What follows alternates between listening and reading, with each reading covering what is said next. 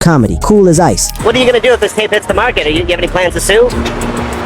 If I get some money. But the money men never got their prize. Pac's mama, Afeni Shakur, threatened to lawyer up, and by December of 2011, the owner sold the tape, not to the fat cats, as he called them, but to a private collector who copped it on principle and buried it. 15 years later, it still ain't resurfaced. Any full version you catch online is a fugazi. The real thing, and that mystery unreleased track, are still locked in somebody's vault, but that wasn't the only private tape with Tupac's name on it. The seized hotel tape.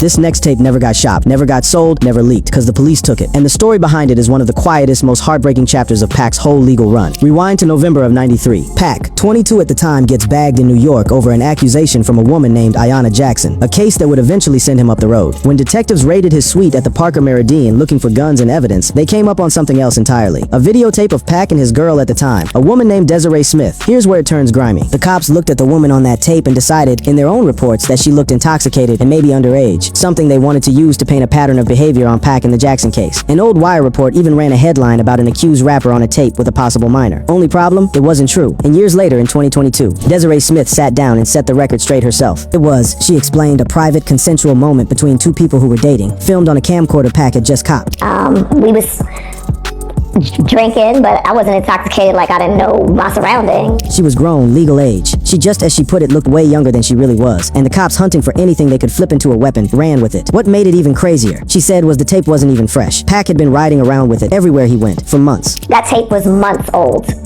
and he just kept taking it with him everywhere he went. Pac's own lawyer reached out to Smith, interviewed her, and quietly put her up on game, told her to lay low and get out the mix, cause if the cops figured out who she really was, a media frenzy was gonna land on her doorstep. She listened, she fell back from the whole story, and she stayed solid with Pac, pulling up to see him in prison, refusing to switch on him even when, she believed, the authorities were desperate to line up women against him to prop up a case she felt was way weaker than they let on. The tape itself vanished into the system. Smith figures it got returned quietly, destroyed once the evidence clock ran out, or stolen. Wherever it's at, she doubts it'll ever see daylight. One more private moment turned into a police exhibit, then turned into a ghost. If that tape captured Pac at his most vulnerable, the next one captured him at his most honest. The lost prison tapes.